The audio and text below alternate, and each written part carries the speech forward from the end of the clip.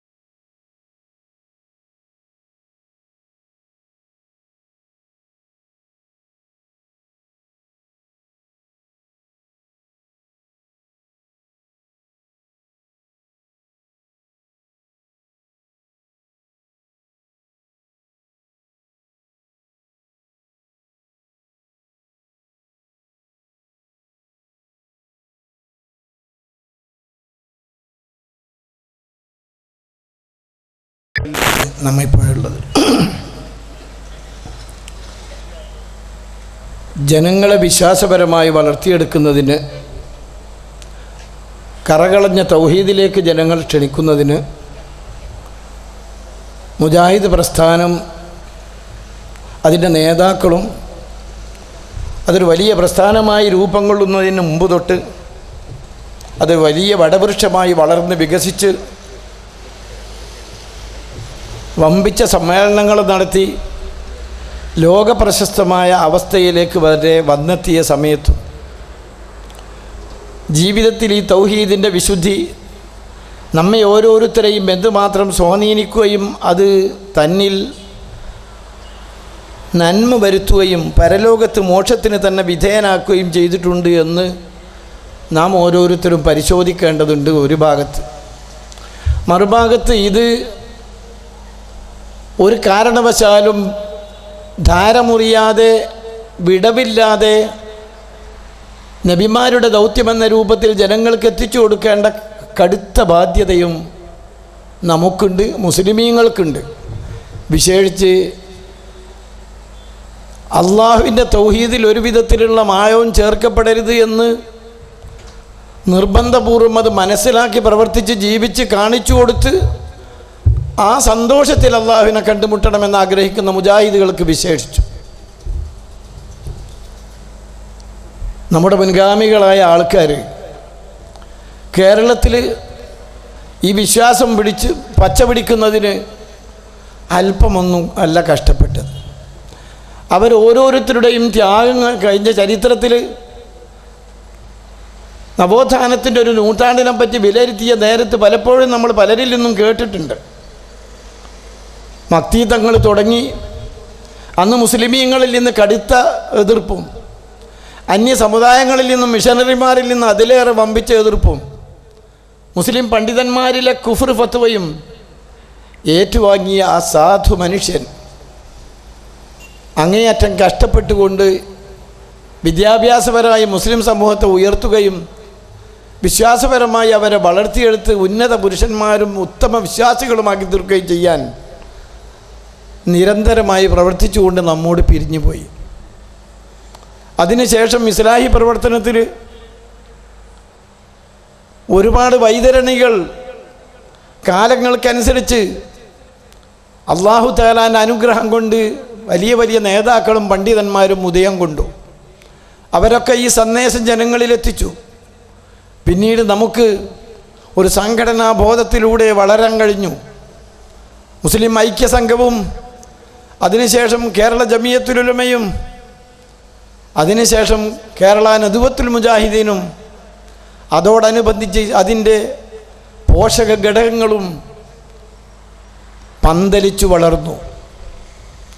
ഈ വളർച്ചയ്ക്ക് വേണ്ടി അനുഭവിച്ച ത്യാഗങ്ങളും അവരോരോരുത്തരും ഈ രംഗത്ത് പ്രവർത്തിച്ചപ്പോഴുണ്ടായിരുന്ന അവരുടെ അനുഭവവും ഇസ്ലാമിൻ്റെ യഥാർത്ഥമായ രൂപം മനസ്സിലാക്കാൻ ശ്രമിക്കുന്ന ഒരാൾക്ക് ഓരോ അധ്വാനിച്ച് കഷ്ടപ്പെട്ട് ജീവിതത്തിലൂടെ ഈ നന്മ വരുത്തി കാണിച്ചു തന്ന് നമ്മോട് പിരിഞ്ഞു പോയ ആൾക്കാർ ജീവിച്ച കാലഘട്ടത്തിലെ അവസ്ഥകളും ചരിത്രങ്ങളും മനസ്സിലാക്കാൻ കഴിയുമ്പോൾ മാത്രമാണ് ഈ പ്രസ്ഥാനത്തെ സംരക്ഷിക്കാൻ അടുത്ത തലമുറകൾക്ക് സാധിക്കുകയുള്ളൂ എന്ന് നാം മനസ്സിലാക്കണം. നമുക്കറിയാം കേരള ജമിയത്തുൽ ഉലമ അതിൻ്റെ നിരന്തരമായ പ്രവർത്തനങ്ങൾ അതിൻ്റെ ദൈവത്തിൻ്റെ സ്വഭാവം കൊണ്ട് വമ്പിച്ച മാറ്റങ്ങളാണ് ഉണ്ടാക്കി തീർത്തത്. പണ്ഡിതന്മാരിൽ മാത്രം നിക്ഷിപ്തമായിരുന്ന ദൈവത്തിൻ്റെ ചുമതല സമൂഹത്തിൻ്റെ എല്ലാ മേഖലകളിലെയും ആൾക്കാരിലും ഉൾക്കൊള്ളണമെന്ന ഉദ്ദേശത്തിൽ ഉലമാക്കളും ഉമറാക്കളും സാധാരണക്കാരും എല്ലാം ഉൾക്കൊള്ളുന്ന കേരള നദ്വത്തുൽ മുജാഹിദീൻ രൂപം കൊണ്ടു. അതിൻ്റെ ആദ്യകാലത്ത് അമരക്കാരനായിരുന്ന അലവി മൗലവി മുതൽക്ക് KM മൗലവി മുതൽക്ക് അതിൻ്റെ നേതാക്കൾ അനുഭവിച്ച കഷ്ടപ്പാടുകളും അവരുടെ കാലത്തെ ജാഹിലിയത്തും നമ്മൾ ശരിക്കും മനസ്സിലാക്കണം. അപ്പോൾ മാത്രമേ നമുക്ക് തൗഹീദിൻ്റെ വിലയും നാം എത്തിച്ചേർന്ന പദവിയുടെ ഉയർച്ചയും മനസ്സിലാക്കാൻ കഴിയുകയുള്ളൂ. പ്ലേഗും കോളറയും പിടിപെട്ട് മനുഷ്യന് രാവും പകലും മയ്യത്ത് കൊണ്ടുപോകുമ്പോഴും മയ്യത്ത് നിസ്കരിച്ചു കൊണ്ടിരിക്കുമ്പോഴും ഛർദ്ദിച്ചു വീണ് മരിച്ചുകൊണ്ടിരുന്നൊരു കാലഘട്ടത്തിൽ ആ സമയത്ത് പോലും ചികിത്സിക്കണമെന്നോ അള്ളാഹുവിനോട് പ്രാർത്ഥിക്കണമെന്നോ ബോധമില്ലാത്ത മുസ്ലിമീങ്ങളെ അതിൻ്റെ ആദ്യാക്ഷരം തൊട്ട് പഠിപ്പിക്കാൻ അവർ നിരന്തരമായി ശ്രമിച്ചു. മരിച്ചുപോയവരുടെ മക്കളെ പുനരധിവസിപ്പിച്ച് അവർക്ക് സംരക്ഷണം നൽകാൻ അവർ യതീംഖാനകളെ സ്ഥാപിച്ചു. അക്കാലത്ത് മുസ്ലിമീങ്ങൾ യാറത്തിലെ കൊടി പിടിച്ച് പറഞ്ഞു പോയിരുന്നത്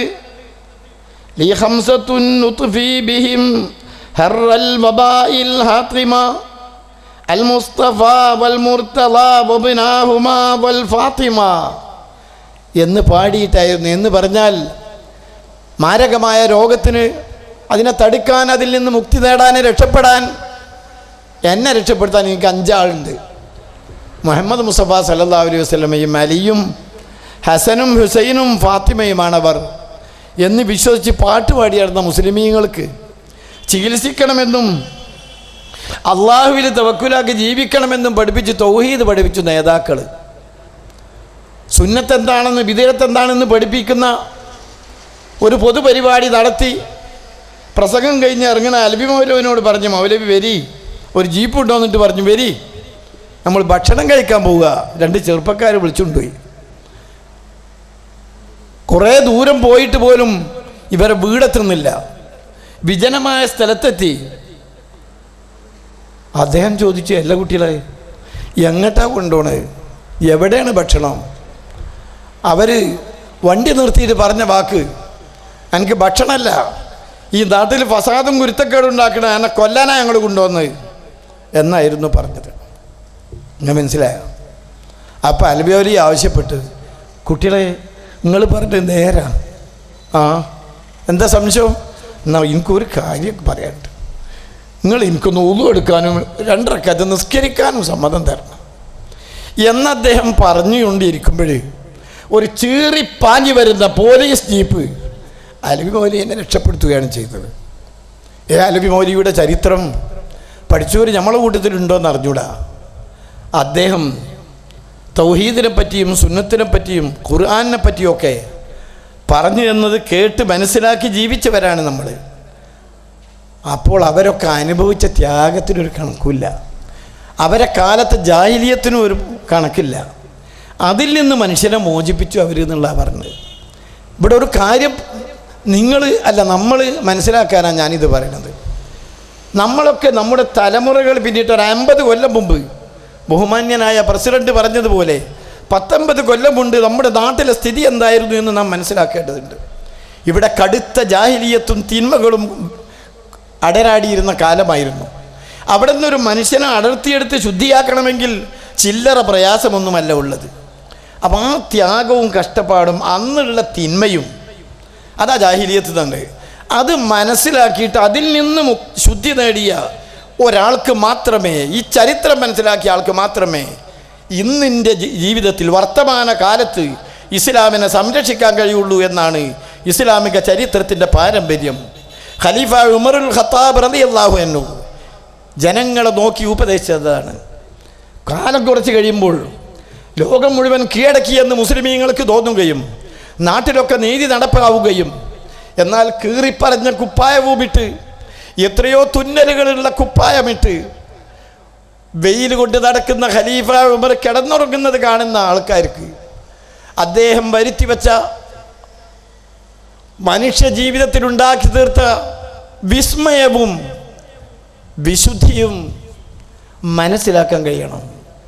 അദ്ദേഹം പറഞ്ഞത്, ഇന്നമാ തൻഖുറുൽ ഇസ്ലാമി ഉർവത്തൻ ഉർവത്തൻ ഇദാ നശാഫിൽ ഇസ്ലാമി മല്ലാ യഅരിഫുൽ ജാഹിലിയ. ഇസ്ലാമിൻ്റെ കെട്ടുറപ്പും ഭദ്രതയും ക്രമപ്രവൃത്തമായി ഇല്ലാതായി അയഞ്ഞ് നശിച്ചു പോകുന്നൊരവസ്ഥ വരല്ലേ. മുസ്ലിമീങ്ങളെ കൂട്ടത്തിൽ ജാഹിലിയത്ത് എന്തായിരുന്നു എന്ന് മനസ്സിലാക്കാത്ത ഒരു ജനത പിറക്കുമ്പോഴാണ് എന്ന് ഉമർ റളിയല്ലാഹു അൻഹു മുന്നറിയിപ്പ് നൽകി. നിങ്ങൾ മനസ്സിലാക്കണം, നമ്മുടെ ഇടയിൽ വളർന്നു വരുന്ന നമ്മുടെ കുട്ടികൾക്ക് നാളെ തൗഹീദിൻ്റെ സന്ദേശവുമായി നാടിൻ്റെ നേതൃത്വം വഹിക്കുകയും ദീന് പ്രചരിപ്പിക്കുകയും ഖുർആൻ പ്രചരിപ്പിക്കുകയും ഇസ്ലാമിൻ്റെ സ്ഥാപനങ്ങൾക്ക് നേതൃത്വം നൽകുകയും ചെയ്യുന്ന മക്കൾക്ക് അത് സംരക്ഷിക്കാൻ കഴിയത്തക്ക വിധമുള്ള കഴിഞ്ഞകാല ജീവിതത്തിൻ്റെ ചരിത്രവും ജാഹിലിയത്തിൻ്റെ ആഴവും പരപ്പും മനസ്സിലാക്കി കൊടുക്കാൻ ചരിത്രത്തിൽ നിന്ന് മനസ്സിലാക്കാൻ സാധിച്ചിട്ടില്ലെങ്കിൽ ഒരിക്കലും ഇത് സംരക്ഷിക്കാൻ കഴിയില്ല. ഈ വസ്തുത നമ്മൾ മനസ്സിലാക്കണം. അപ്പം നമുക്ക് അധ്വാനമുണ്ട്, പഠിച്ചവർക്ക് മാത്രമേ മനസ്സിലാക്കാൻ കഴിയുള്ളൂ. അങ്ങനെ മനസ്സിലാക്കാൻ കഴിയേണ്ടിയിരിക്കില്ല. നമ്മളെ കുട്ടികൾ വരുമ്പം ഇവിടെ നല്ല മേശയും കസാലയും ഇട്ടിട്ട് ഇവിടെ എല്ലാം സൗകര്യമാണ്, അവർക്കൊരു വിയർപ്പ് പൊട്ടേണ്ടി വന്നിട്ടില്ല. നമ്മുടെ നേതാവിൻ്റെ കഥയാണ് ഞാനിപ്പോൾ പറഞ്ഞത്. ഒരു സുന്നത്തും വിദേഹത്തും വാചാലമായി പ്രസംഗിച്ച് ജനഹൃദയങ്ങളെ സ്വാധീനിച്ച ഒരു പണ്ഡിതന് ഭക്ഷണം കൊടുക്കാൻ കൊണ്ടുപോയത് എന്താണ്? കൊലക്കയറാണ്. അത് അതിജീവിച്ചിട്ടാണ് അവർ വരുന്നത്. സെയ്ദ് മൗലവിയുടെ കഴുത്തിൽ നിന്നാണ് മാലപ്പടക്കത്തിൻ്റെ പൊട്ടിൻ്റെ തുടക്കം. അവരങ്ങനെയാണ് നമുക്ക് യാത്ര കൈമാറിപ്പോയത്. അവരൊക്കെ അനുഭവിച്ച ബുദ്ധിമുട്ടുകളെപ്പറ്റി ഓർത്തുകൊണ്ട് അവരേതൊരു സന്ദേശത്തെ പറ്റിയാണ് ഇവിടെ പഠിപ്പിച്ചതെങ്കിൽ അത് മനസ്സിലാക്കിക്കൊണ്ട് അത് സംരക്ഷിക്കാനും അത് ജീവിതത്തിൽ പുലർത്താനും അതിലൂടെ മധുരം കണ്ട് ആ മധുരത്തിൽ അള്ളാഹുവിനെ കണ്ടുമുട്ടാനും നമുക്ക് സാധിക്കുമ്പോൾ മാത്രമേ ഈ സന്ദേശം ഏറ്റെടുത്ത വാഹകരായി അനന്തരവന്മാരായി ജീവിക്കാൻ നമുക്ക് സാധിക്കുകയുള്ളൂ എന്ന് നാം മനസ്സിലാക്കേണ്ടതുണ്ട്. ഇസ്ലാഹി പ്രസ്ഥാനം പിലാത്തര സമ്മേളനം കഴിഞ്ഞ് നമ്മളൊക്കെ പോന്നിരുന്നത് അല്പം അഹങ്കാരത്തോടു കൂടിയായിരുന്നു. തരക്കടില്ല, നമ്മൾ വളർന്നിട്ടുണ്ട്, എല്ലാ ഘടകങ്ങളിലും നമ്മളുണ്ട്. അന്ന് രാഷ്ട്രീയക്കാർ പറയുമായിരുന്നു, മുജാഹിദ് പ്രസ്ഥാനത്തെ പോലെ എല്ലാ ഘടകങ്ങളിലും വളർന്ന ഒരു സമൂഹം ഇന്ന് മറ്റൊരു സമൂഹത്തിലില്ല, രാഷ്ട്രീയക്കാരിലില്ല. എന്താണ്?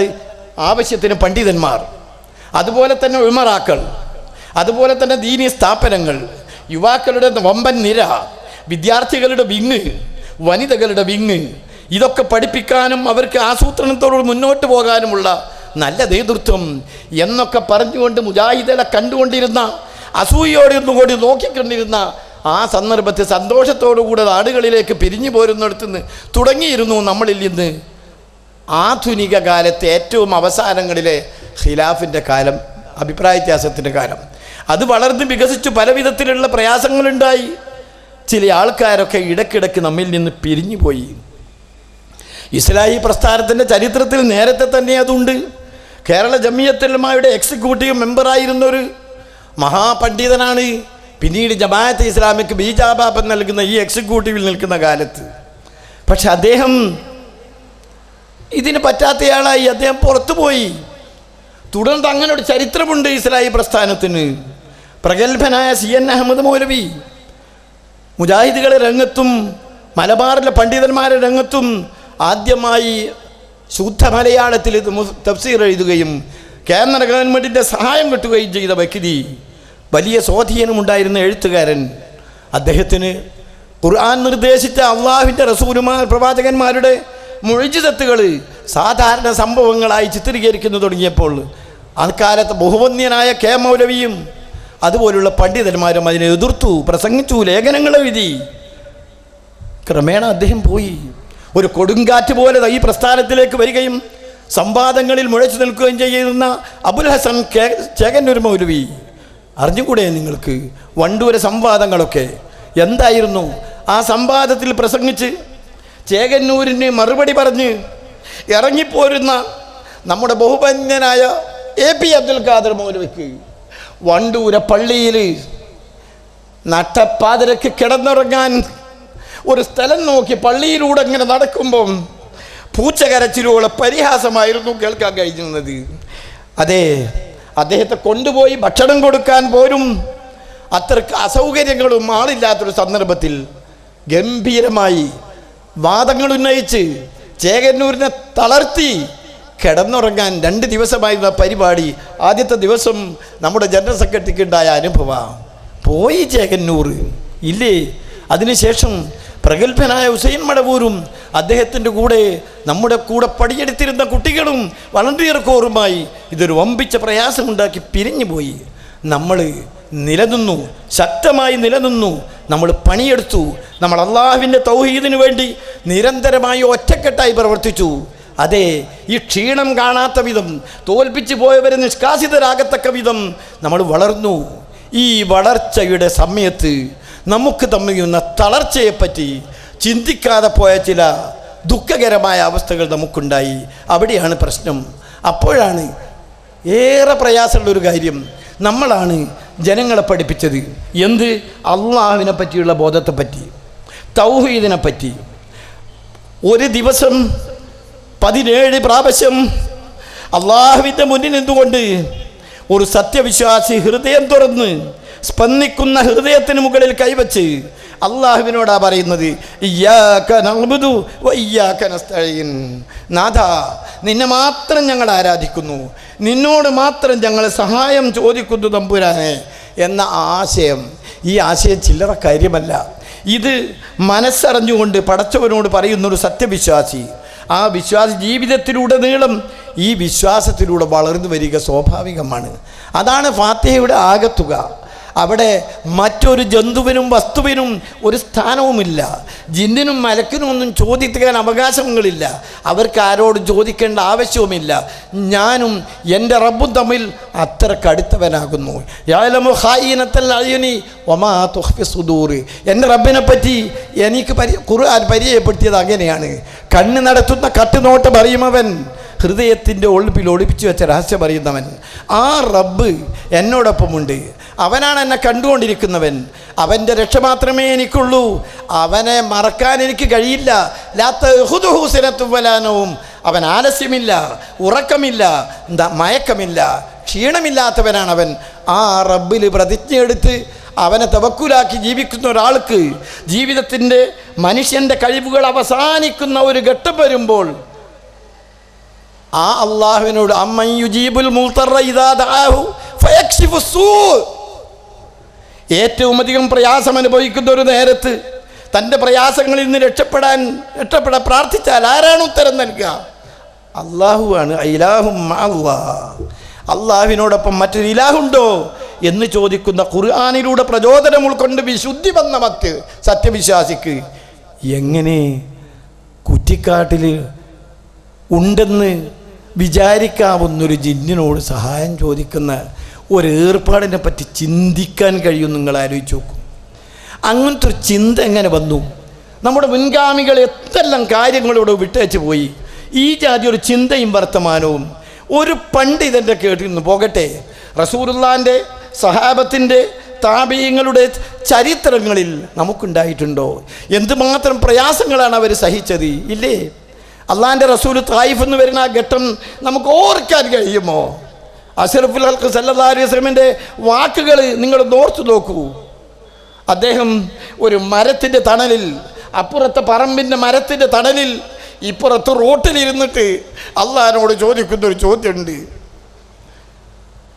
പടച്ചോനോട് പറയാ, ഇലാ മൻ തകിലുനി യാ റബ്ബി, നാഥ നീ എന്നെ ഇനി ആരെയാണ് ഏൽപ്പിക്കാൻ കാട്ടത്?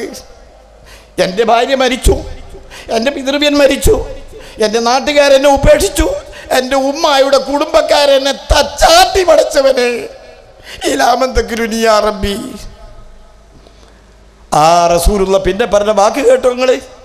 ഇല്ലം യകുൻ ബിക ഗളബുൻ യാ ഉബാലി, നാഥ നിനക്ക് എന്നോട് കോപമില്ലെങ്കിൽ, ഇല്ലം യകുൻ ബിക ഗളബുൻ, നിനക്ക് എന്നോട് വെറുപ്പില്ലെങ്കിൽ ഫലാ ഉബാലി, ഇതൊന്നും എനിക്ക് പ്രശ്നമല്ല പടച്ചോനെ, ഈ ഉണ്ട് എന്നെ സഹായിക്കാൻ.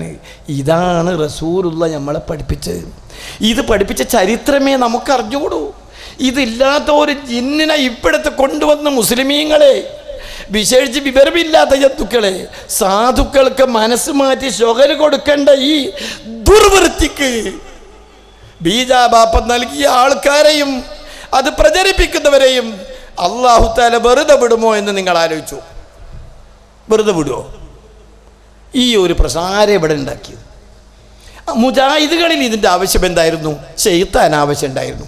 ഇവർ തെറ്റിയിട്ടേ കാര്യമുള്ളൂ, വേറെ ആരും ഇവിടെ തെറ്റിക്കാനില്ല. നിങ്ങൾക്കറിയോ, ലോകത്ത് ഈ സലഫി ആദർശം സ്വീകരിച്ച മുജാഹിദുകളുടെ ദൈവത്തിൻ്റെ രൂപം സ്വീകരിക്കണമെന്ന് അറബികൾ ഇങ്ങോട്ട് പറഞ്ഞിരുന്നു. ഇത് കണ്ടവർ, അവർക്ക് അത്രയ്ക്ക് മാതൃകായോഗ്യരാണ് നമ്മൾ.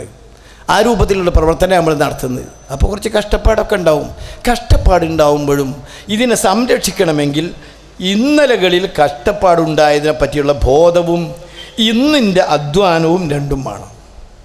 എന്താ അറിയോ, അധ്വാനത്തിൻ്റെ ഭാരം അറിയാത്തവന് സംരക്ഷിക്കാൻ കഴിയൂല.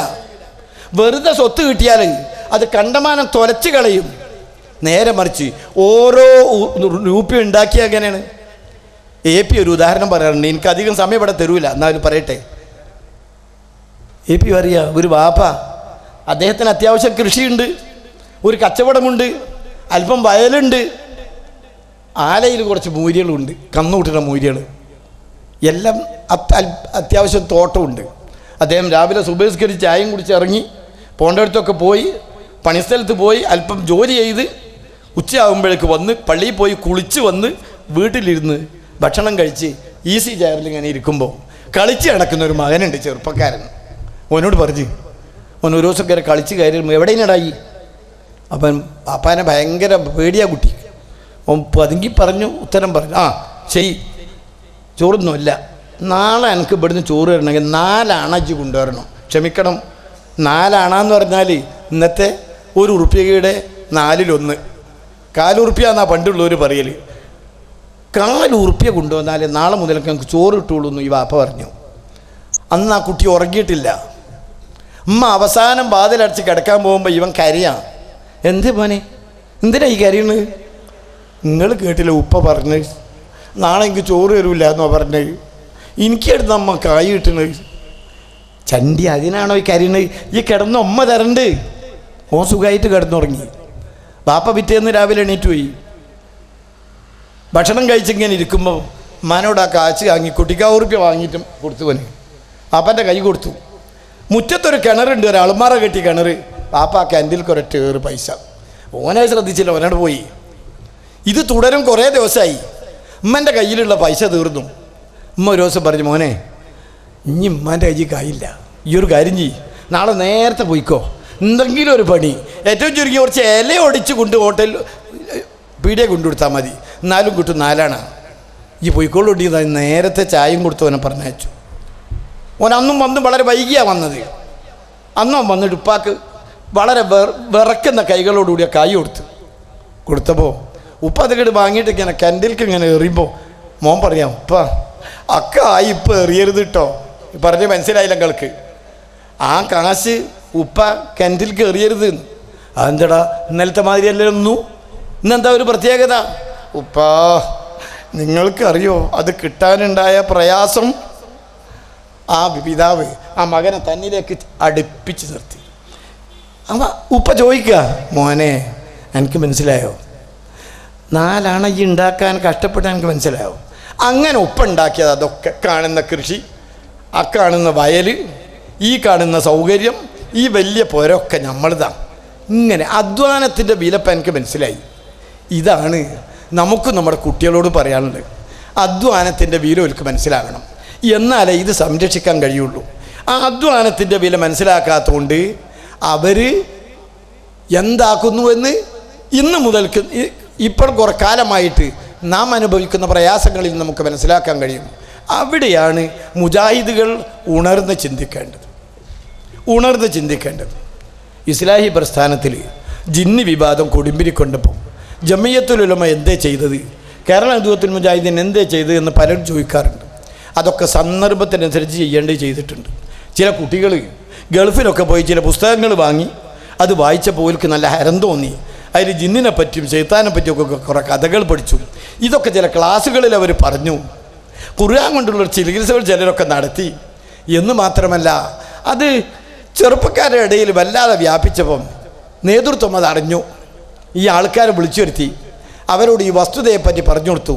ഇനിമേൽ നിങ്ങൾ ഇതുമായിട്ട് അങ്ങനെ നടക്കരുത്, ഇത് ജനങ്ങളുടെ ഇടയിൽ പറഞ്ഞ് പ്രചരിപ്പിക്കേണ്ട ഒരു ആശയമല്ല എന്നൊക്കെ പറഞ്ഞു വിട്ടു. കുറച്ചും കാലം കഴിഞ്ഞപ്പോഴേക്ക് ഇത് വേറെ രൂപത്തിൽ വീണ്ടും രംഗത്ത് വന്നു. അപ്പോഴൊക്കെ അതിന് വേണ്ടത് ചികിത്സിച്ചു. അതിൻ്റെ ഇടയിലാണ് ഒരടിച്ച് ചികിത്സിച്ച കേസിനെ പറ്റി കേരള ഹിദുവത്തുൽ മുജാഹിദീനും ജമിയത്തിലും ആക്ഷേപം വന്നു. ആളെ പറഞ്ഞു, സ്ഥലം പറഞ്ഞു, വലിയ പ്രക്ഷോഭമായി. അപ്പോൾ ജമിയത്തുൽ ഉലമ ഈ ആൾക്കാരെ വിളിച്ചു വരുത്തി. ഇങ്ങനെ പ്രവർത്തിച്ച ആൾക്കാരാരായിരുന്നു, എന്താ ചെയ്തത് എന്നൊക്കെ അന്വേഷിച്ചു. ഒരു ഖുർആൻ കൊണ്ടൊരു ചികിത്സ നടത്തിയ ഒരടിച്ച് ഏർപ്പാട് നടത്തിയ ഒരു കുട്ടിയെ അവന് വിവരമില്ലാത്തതുകൊണ്ട് ചെയ്തായിരിക്കും. അയാൾ വിളിച്ചു വരുത്തി സംഗതികളൊക്കെ ചോദിച്ചറിഞ്ഞു, അത് ചെയ്യരുതെന്നൊക്കെ പറഞ്ഞു. അങ്ങനെയൊക്കെ അതാത് സന്ദർഭങ്ങളിൽ ചെയ്യേണ്ടത് നമ്മുടെ നേതൃത്വം യഥാർത്ഥത്തിൽ നടത്തിയിട്ടുണ്ട്. പക്ഷേ ഇത് എങ്ങനെ നമ്മൾ വേണ്ടെന്ന് പറഞ്ഞു നിർത്തിവെക്കുമ്പോഴും പുതിയ സ്വഭാവത്തിൽ അത് പലയിടത്തും അതിങ്ങനെ പ്രത്യക്ഷപ്പെട്ടപ്പോൾ അതിൻ്റെ വാക്താക്കളായ ചില ആൾക്കാരെ പ്രത്യേകം വിളിച്ചു വരുത്തി വീണ്ടും ഉപദേശിച്ചു. ഇനി മേലിൽ ചെയ്യരുതെന്ന് പറഞ്ഞു. അത് കൂടുതൽ രൂക്ഷമായപ്പോൾ അവരെ വിചിന്തനത്തിലൂടെ ശാസിച്ചുകൊണ്ട് പ്രസ്താവന ഇറക്കി. അതിനുശേഷം ചില യോഗങ്ങളിൽ ഇതിൻ്റെ സമ്മർദ്ദം കൂടി വന്നപ്പോൾ കേനം ജമിയത്തും അത് ചർച്ചക്കെടുത്തു. ലേഖനങ്ങളിലൂടെയും പല മീറ്റിങ്ങുകളിലും ഇടയ്ക്ക് വെച്ച് തന്നെ ചർച്ചകൾ വരും. അതിന് മറുപടി പറയും ആരെങ്കിലും ഒരാൾ. അങ്ങനെയായി പിന്നീട് ലേഖനങ്ങൾ ക്ഷണിച്ചു. ആ ലേഖനങ്ങൾ വാങ്ങി പരിശോധിക്കാൻ വേണ്ടി 5 അംഗ ജൂറിയെ നിയമിച്ചു. കേരള ജമിയത്തുൽ ഉലമ പ്രസിഡന്റ് സെക്രട്ടറിമാർ, കേരള ഹിദുവത്തുൽ മുജാഹിദീൻ്റെ പ്രസിഡന്റും സെക്രട്ടറിയും, ഫത്വ ബോർഡ് ചെയർമാൻ പരേതനായ ഐദീർ തങ്ങളും. അവർ പരിശോധിച്ചു, തീരുമാനമെടുത്തു, ലേഖനകർത്താക്കളോട് അന്വേഷിച്ചു. അതിനുശേഷം ഒരു നിർദ്ദേശം നൽകി KNMലൂടെ നടപ്പിൽ വന്നു. സർക്കുലറിലൂടെ ജനങ്ങളെ അത് അറിയിച്ചു. ജിന്ന് സെഹിർ വിഷയവും അത് സംബന്ധിച്ച ഖുർആൻ്റെയും സുന്നത്തിൻ്റെയും നിർദ്ദേശവും ഇന്നതാണെന്ന് പറഞ്ഞുകൊണ്ട് ആ കാര്യങ്ങളൊക്കെ മനസ്സിലാക്കി കൊടുത്തു. ഈ വിഷയത്തിൽ ഏറ്റവും അധികം ചർച്ച നടന്നതും ഇതുമായി ബന്ധപ്പെട്ട പ്രശ്നങ്ങളുണ്ടായതും ബഹുമാന്യനായ നമ്മുടെ സക്കരിയ സലാഹിയുമായിട്ടായിരുന്നു. അത് ഒരു 4-5 വർഷം പല ഘട്ടങ്ങളിലായി നീണ്ടു നിന്ന് പല രൂപങ്ങളിലായി ചർച്ചകൾ നടത്തി അവസാനം പണ്ഡിത സഭയുടെ ഒരു ദൗറ മാസത്തിൽ നടക്കാറുണ്ട്. അവിടെ വെച്ച് പലവട്ടം ചർച്ച ചെയ്തു. അതിനുശേഷം തീരുമാനമെടുത്തു. ആ തീരുമാനം ജമിയത്തുൽ ഉലമയുടെ എക്സിക്യൂട്ടീവിലും ഫത്വ ബോർഡിലും വന്നു. അതിനുശേഷം ജമിയത്തുൽ ഉലമ അത് സംബന്ധിച്ച നിർദ്ദേശങ്ങൾ നൽകുകയും KNM അത് സർക്കുലറായി ജനങ്ങളെ അറിയിക്കുകയും ചെയ്തു. ഇങ്ങനെ പല ഘട്ടങ്ങൾ, വളരെ ചുരുക്കിയാണ് ഞാൻ പറഞ്ഞത്, പല ഘട്ടങ്ങളിലൂടെ ഈ ഒരു ഫസാദ് നമ്മിലുണ്ടായിത്തീരാതിരിക്കാൻ വേണ്ടി നിരന്തരമായി ശ്രമങ്ങൾ നേതൃത്വം ചെയ്തിട്ടുണ്ട്. സഹോദരന്മാരെ, ഒന്ന് നാം ആലോചിക്കണം. നമുക്ക് ഉള്ള ഒരു പ്രത്യേകത, പരിശുദ്ധ ഖുർആനിലൂടെയും തിരുസുന്നത്തിലൂടെയും തൗഹീദ് കൃത്യമായി മനസ്സിലാക്കി കൊടുക്കുന്നതിലും അതിൽ ഏക ശക്തിയായി നിലകൊള്ളുന്നതിലും ഏത് അഭിപ്രായ വ്യത്യാസങ്ങളുണ്ടെങ്കിലും നാം ഒന്നായിരുന്നു എന്നാണ് നമ്മുടെ പ്രത്യേകത. ആ പ്രത്യേകതയ്ക്ക് ഭംഗം വരുന്ന രൂപത്തിലുള്ള ചില പ്രവർത്തനങ്ങളും പ്രചരണങ്ങളുമാണ് പിൽക്കാലത്ത് ഈ ജിന്നിലൂടെ നമ്മുടെ ചെറുപ്പക്കാരെ സ്വാധീനിച്ചത്. അല്ലെങ്കിൽ നിങ്ങൾ ആലോചിച്ച് നോക്കൂ, ഈ സ്വാധീനം ഏതെങ്കിലും മുജാഹിദ് രംഗത്ത് പ്രവർത്തിച്ച വൃദ്ധന്മാരിലുണ്ടോ? മധ്യവയസ്കരിലുണ്ടോ? ഇല്ല. അപ്പോൾ ഇതൊരു ബാധയാണ്. എന്തുകൊണ്ട് ഈ ബാധ ഉണ്ടായിത്തീർന്നു? ശരിക്കും തൗഹീദ് പ്രസ്ഥാനത്തിൻ്റെ ചരിത്രം ഉൾക്കൊള്ളാതിരിക്കുകയും അധ്വാനത്തിൻ്റെ വില അറിയാതിരിക്കുകയും ചെയ്യുന്ന നമ്മുടെ ഇളം തലമുറകളെയാണ് ഇത് സ്വാധീനിച്ചത്. അവിടെയാണ് നമ്മൾ ദഅവത്ത് ചെയ്ത് വിശുദ്ധി വരുത്തേണ്ടത്. നബി സല്ലല്ലാഹു അലൈഹി വസല്ലമയുടെ സദസ്സിൽ, ഞാൻ മതിയാക്കുക, അധികം പറയില്ല, ഒറ്റ കാര്യം ഞാൻ പറയട്ടെ. റസൂലുള്ളാഹി സ്വല്ലല്ലാഹു അലൈഹി വസല്ലമയുടെ സദസ്സിൽ നിങ്ങൾക്കറിയോ, ഒരു ചെറുപ്പക്കാരൻ വന്നിട്ട് മുഷിഞ്ഞ ശരീരം കുളിച്ചിട്ടും അദ്ദേഹത്തിന് അസ്വസ്ഥനാണ് അദ്ദേഹം. എന്നിട്ട് എന്താ പറഞ്ഞത്? നബിയെ, എന്നൊന്ന് ശുദ്ധിയാക്കണം. അദ്ദേഹം വന്ന് പറഞ്ഞ നബി അദ്ദേഹത്തെ അവഗണിച്ചു വന്ന പോലെ തിരിഞ്ഞു കളഞ്ഞു. അയാൾ 2-3 പ്രാവശ്യം അത് ആവർത്തിച്ചു.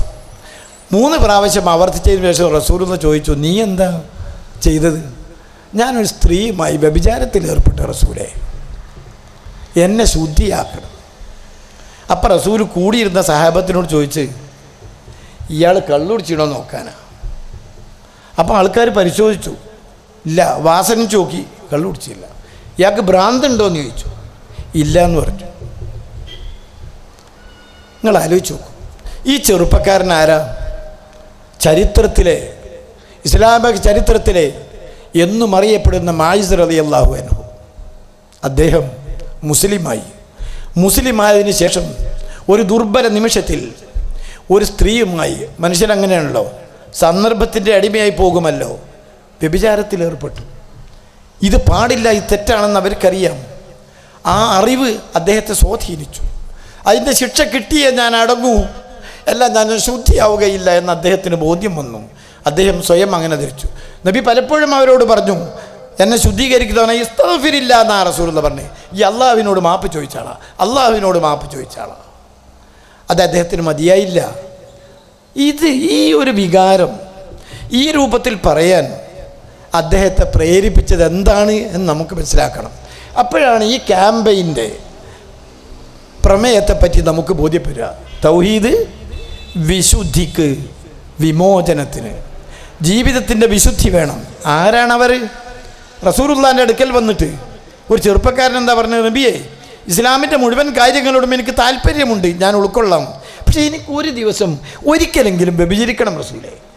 അയാൾ പറഞ്ഞ സഹാബത്ത് നബിയെ അപമാനിച്ചു എന്ന രൂപത്തിൽ അദ്ദേഹത്തിന് നേരെ തിരിഞ്ഞു. അപ്പോൾ റസൂലുള്ളാഹി പറഞ്ഞു, നിങ്ങൾ ശാന്തരായി. അദ്ദേഹത്തെ വിളിച്ചു വരുത്തി. നീ ഈ പറഞ്ഞ ഏർപ്പാട് നിന്റെ പ്രിയപ്പെട്ട ഉമ്മയുമായി ഒരാൾ ചെയ്താൽ അയാളെ പൗരുഷം അടങ്ങിയെന്നില്ല, ഞാൻ അവനെ കൊന്നുകളയും റസൂലുള്ളാഹ്. അത് ശരി. നിന്റെ സഹോദരിയോടോ, നിന്റെ പെങ്ങളോടോ, നിന്റെ മകളോടോ, നിന്റെ ഭാര്യയോടോ ആണ് ഈ പ്രവർത്തനം ഒരാൾ ചെയ്തതെങ്കിൽ ഞാൻ അവനെ കൊന്നുകളയും, സഹിക്കില്ല റസൂലേ. അപ്പം റസൂൽ അയാളെ പഠിപ്പിച്ചു. അങ്ങനെ തന്നെയല്ലേ ഇവിടെയുള്ള സ്ത്രീകളൊക്കെ ഒരാളുടെ ഉമ്മയാകാം, സഹോദരിയാകാം, ഭാര്യയാകാം, മകളാകാം. ഇല്ല റസൂലേ, ഇനി ഞാനത് ചെയ്യുകയില്ല. അയാൾ അങ്ങനെ പോയി. മായിസ് റളിയല്ലാഹു അൻഹു എങ്ങനെ പോയത്?